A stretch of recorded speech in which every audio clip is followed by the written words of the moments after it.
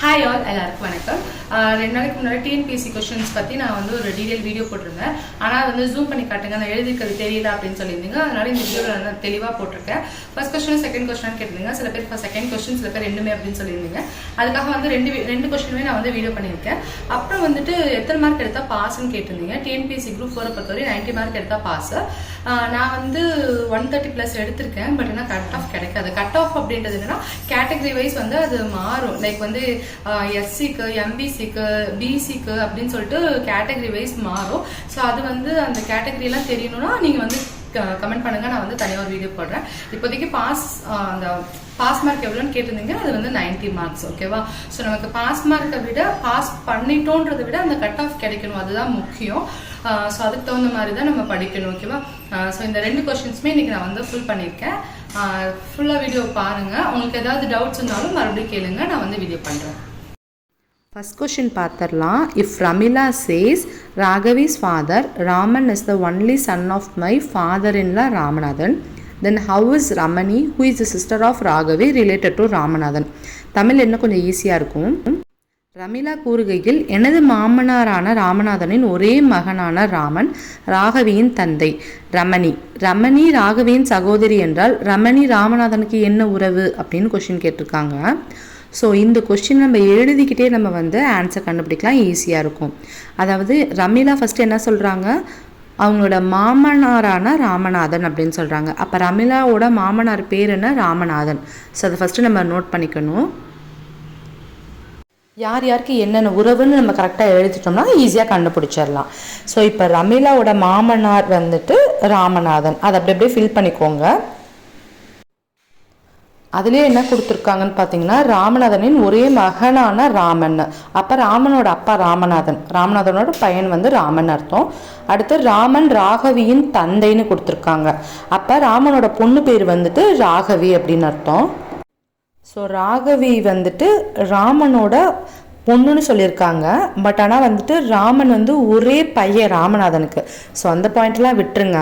அடுத்ததில் என்ன சொல்லியிருக்காங்கன்னு பார்த்தீங்கன்னா, ரமணி ராகவியின் சகோதரின்னு கொடுத்துருக்காங்க. அப்போ ரமணியும் ராகவியும் சிஸ்டர்ஸ். ஓகேவா? ஸோ ரமணியும் ராகவியும் சிஸ்டர்ஸ்.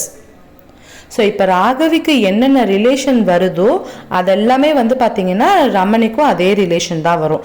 இப்போ ராகவிக்கு வந்து யாரெல்லாம் அக்காவோ ரமணிக்கும் அவங்க தான் அக்கா, யாரெல்லாம் அப்பாவோ அவங்க தான் அப்பா. ஓகேவா? அதான் இப்போ வந்து கான்செப்ட். இப்போ வந்து பார்த்தீங்கன்னா ராகவியோட அப்பா வந்து ராமன், ராமனோட அப்பா ராமநாதன். அப்படின்னா ராகவிக்கு வந்து ராமநாதன் என்ன வேணும் அப்படின்னு பார்த்தீங்கன்னா தாத்தா வேணும், கிராண்ட் ஃபாதர் வேணும். ஓகேவா? ஸோ ராகவிக்கு வந்து ராமநாதன் கிராண்ட் ஃபாதர்னா, அப்போ ரமணிக்கும் சேம் வந்துட்டு ராமநாதன் வந்துட்டு கிராண்ட் ஃபாதர் தான் வரும். கரெக்டாக? ஸோ அப்போ வந்து தாத்தா பேத்தி அப்படின்னு எது இருக்கோ அதுதான் ஆன்சர். ஸோ கிராண்ட் ஃபாதர்னு இருக்குது, பேத்தின்னு இருக்குது, இதுதான் ஆன்சர். ஓகேவா? டவுட் இருந்தால் மறக்காமல் கமெண்ட் பண்ணுங்கள். மறுபடியும் கூட இன்னும் தெளிவாக நான் வீடியோ போடுறேன். எத்தனை பேர் கரெக்டாக எழுதியிருக்கீங்க அப்படின்னு கமெண்ட் பண்ணுங்கள். அடுத்து இப்போ நம்ம மாம்பழம் கொஷின் போயிடலாம். ஸோ இங்கிலீஷை விட நமக்கு தமிழில் வந்து கொஞ்சம் ஈஸியாக இருக்கும். அதனால தமிழே டேரெக்டாக படிச்சிடுறேன். ஃபஸ்ட்டு வந்து ஒவ்வொரு லைனாக படித்து பாருங்கள். ஒரு புத்திசாலி மனிதன் மூட்டைக்கு 30 மாம்பழங்கள் வீதம் 3 மூட்டைகள் எடுத்து செல்கிறான். ஓகேவா? ஸோ இந்த ஃபஸ்ட்டு என்ன கொடுத்துருக்காங்களோ அதை வந்து நம்ம எடுத்துக்கலாம். அதாவது 3 மூட்டைகளில் வந்துட்டு 30 மாம்பழங்கள் வந்து அடக்கி எடுத்துகிட்டு போகிறான். இதுதான் வந்து கான்செப்டாக. ஸோ இதை ஃபஸ்ட்டு வந்து ஒரு பாக்ஸ், ஒரு மூட்டை மாதிரி நம்ம வந்து அதை யோசித்து நம்ம போட்டு வச்சுக்கலாம். நெக்ஸ்ட்டு வந்து லைனில் என்ன கொடுத்துருக்காங்கன்னா, ஒவ்வொரு சுங்கச்சாவடியை தாண்டும் பொழுதும் மூட்டைக்கு 1 மாம்பழம் தர வேண்டும்.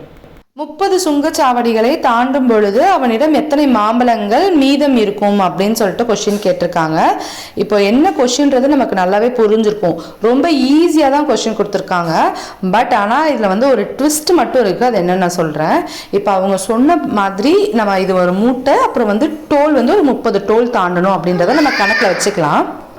நீங்கள் வந்து மைண்டில் கணக்கு பண்ணாமல் இது எல்லாத்தையும் நம்ம போட்டு பார்த்தா தான் கொஞ்சம் ஈஸியாக இருக்கும். ஸோ ஒரு 10 டோல், 20 டோல், 25 டோல், 30 டோல் அப்படின்னு சொல்லிட்டு சும்மா ஒரு பேசிக்காக நமக்கு புரிகிற மாதிரி ஒரு கணக்கில் எழுதி வச்சுக்கோங்க. ஸோ இங்கிட்ட டோல் இருக்குது, அங்கிட்ட மூட்டைகள் இருக்குது. சரிங்களா?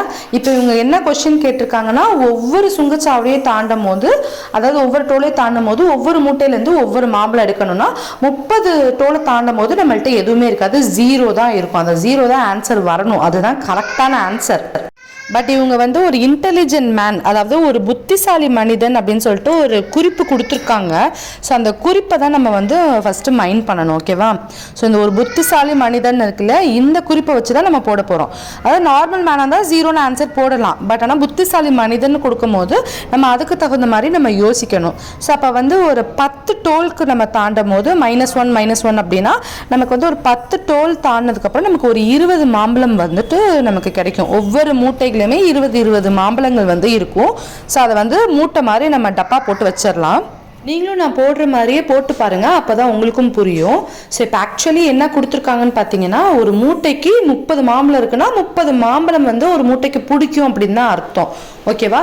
ஸோ அந்த கான்செப்ட் படி பார்த்தோம் அப்படின்னா 20 மாம்பழங்கள் இருக்கா. ஸோ ஒரு 20லேருந்து இன்னொரு 20க்கு ஒரு 10 மாம்பழம், இன்னொரு 20க்கு ஒரு 10 மாம்பழம் நம்ம வந்து டிரான்ஸ்ஃபர் பண்ணால் ஒரு 30 மாம்பழம்னு சொல்லிட்டு ஒரு 2 மூட்டையில் நம்ம கட்டிடலாம். 3 மூட்டையாக இருக்கிறத 2 மூட்டையில் கட்டிடலாம். ஏன்னா ஒரு மூட்டைக்கு ஒரு மாம்பழம் தான் கேட்டிருக்காங்க. அப்போ நமக்கு வந்து ஒவ்வொரு டோலுக்கும் இனிமேல் ஒவ்வொரு மாம்பழங்கள் வந்து குறைய ஆரம்பிக்கும். இந்த மாதிரி நம்ம பண்ணிட்டா அதுதான் அந்த இன்டெலிஜென்ட் மேனோட கான்செப்டா. ஸோ அதை தான் அவங்களும் பண்ணியிருக்காங்க. ஸோ 10 டோல்லே பார்த்தீங்கன்னா அவங்க வந்துட்டு 2 மூட்டையாக மாற்றிருக்காங்க. இப்போ இன்னும் ஒரு 10 டோல் தாண்டி பார்த்தீங்க அப்படின்னா இன்னொரு 10 மாம்பழங்கள் 10 மாம்பழங்கள் வந்து போச்சுன்னா 20 மாம்பழங்கள் தான் மூட்டைக்கு இருக்கும். 2 மூட்டைக்கு இருக்குது. ஓகேவா? இப்போ வந்து மறுபடியும் ஒரு 5 டோலுக்கு நம்ம மைனஸ் பண்ணலாம். அப்போ ஒரு 5 டோலுக்கு போச்சு அப்படின்னா 15 மாம்பழங்கள் வந்துட்டு ஒவ்வொரு மூட்டைகளையும் நமக்கு இருக்கும். ஓகேவா? புரியலன்னு தோணுச்சுன்னா மறுபடியும் ரீவைண்ட் பண்ணி பாருங்க, ஃபர்ஸ்ட்லேருந்து உங்களுக்கு புரிய ஆரம்பிக்கும். போட்டு பாருங்க, கண்டிப்பாக புரியும். ஓகேவா? இப்போ நம்ம 25 டோல் தாண்டியாச்சு. ஓகேவா? இப்போ மீதி இன்னொரு 5 டோல் இருக்கு. அந்த 5 டோலுக்குமே இதுல இருந்து மறுபடியும் ஒவ்வொரு மாம்பழங்கள் நம்ம எடுத்து கொடுக்குறோம் அப்படின்னா 2 மாம்பழங்களா போகும். அப்ப நமக்கு கடைசியில் மொத்தமே 20 மாம்பழங்கள் தான் இருக்கும். அந்த தப்பை பண்ண வேண்டாம். அந்த புத்திசாலியான மனிதன் என்ன பண்றான்னா ஃபர்ஸ்ட் கான்செப்டுக்கு போயிடுறாரு. அதாவது ஒரு மூட்டைக்குள்ள 30 மாம்பழங்கள் அடங்கும் அப்படின்னா இந்த 2 மூட்டையிலும் இருக்க 15 மாம்பழத்தை எடுத்து ஒரே மூட்டையில அடக்கிடுறாரு. அப்போ இந்த 30 மாம்பழங்கள்ல இருந்து ஒவ்வொரு டோல்லையும் ஒவ்வொரு மாம்பழங்கள் கொடுத்துட்டு வர அவருக்கு டோட்டலா கடைசியா வெளியே வரும்போது 25 மாம்பழங்கள் தான் மிஞ்சி இருக்கு. ஸோ அதுதான் ஆன்சர். ஸோ இது எத்தனை பேர் கரெக்டாக போட்டீங்கன்னு மறக்காம கமெண்ட் பண்ணுங்க. ஸோ உங்களுக்கு இந்த வீடியோ பிடிச்சதா மறக்காம லைக் பண்ணுங்க, ஷேர் பண்ணுங்க, அண்ட் மறக்காம நம்ம சேனலை சப்ஸ்கிரைப் பண்ணிக்கோங்க. பை.